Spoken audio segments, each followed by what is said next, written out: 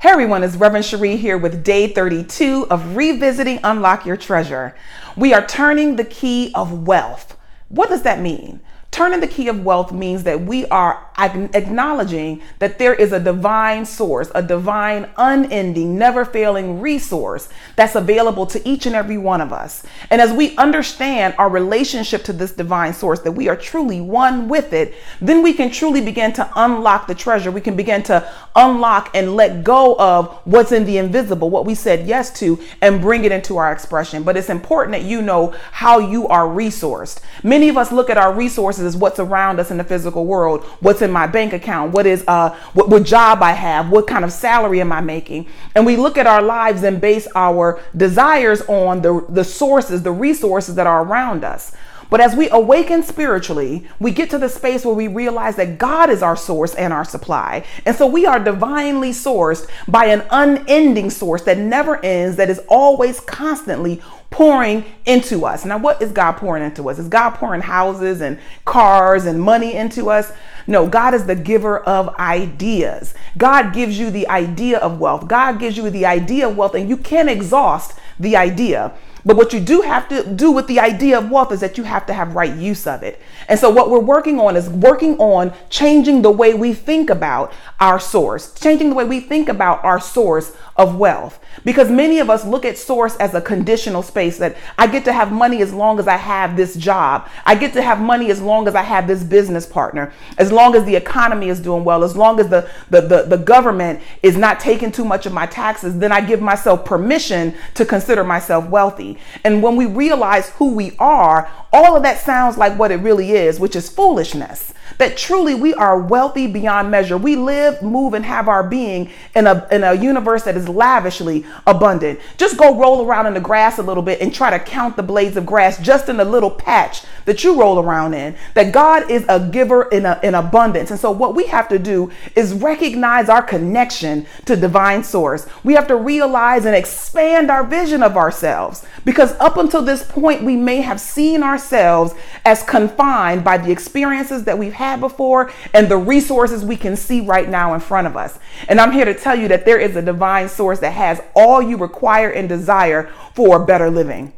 And so what I want you to do today is I want you to go to the source. I want you to go to the divine source of God within you. Spend some time quietly, just praying and meditating, opening yourself up, building relationship with the very God presence that dwells within you.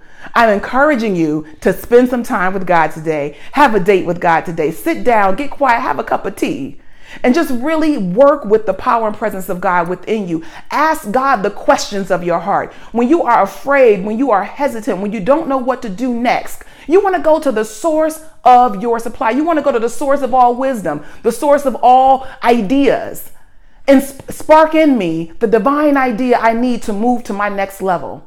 And all you have to do, let me tell you, because you got a responsibility in this relationship that you're building with God, this wealthy experience that you're bringing into expression, you're responsible for it. You're responsible to think right about it, to feel right about it, to speak right words. I'm going to stop right there. Thinking about it, feeling right about it, and to speak right words about it. You got to take all words of poverty out of your mouth, because if they're coming out of your mouth, that means that they live within you, that they are moving around in your mind, and a feeling of lack is being generated within you. And as you think and feel, you must experience. And so I want to encourage you to watch what you're thinking, watch what you're feeling about your wealth, watch what you say about your prosperity, watch what you say about your money substance, watch what you say about your treasure, watch what you say about your desire. Make sure that you are speaking words of power, that you're blessing and increasing it at every given opportunity. And then watch the actions that you take, because your good doesn't come into expression unless you take action.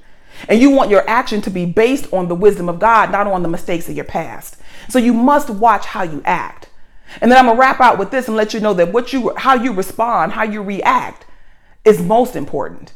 Because many times we feel ourselves in control when I'm speaking and thinking and feeling and acting. But when somebody does something, the way that I respond really shows who I am and who I believe myself to be.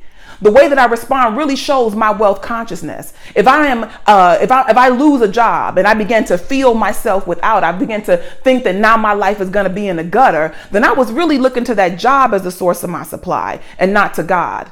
But if I recognize that the leaving of something only opens up opportunity for me to be now focused on a different source, a different channel of supply, then I'm in a whole different space. So I don't want you to confuse your sources, your source of supply with your channel, with the channels, right? Your job is a channel. Any monthly check that you're getting, your social security, all of that are channels of supply, but it is not the source.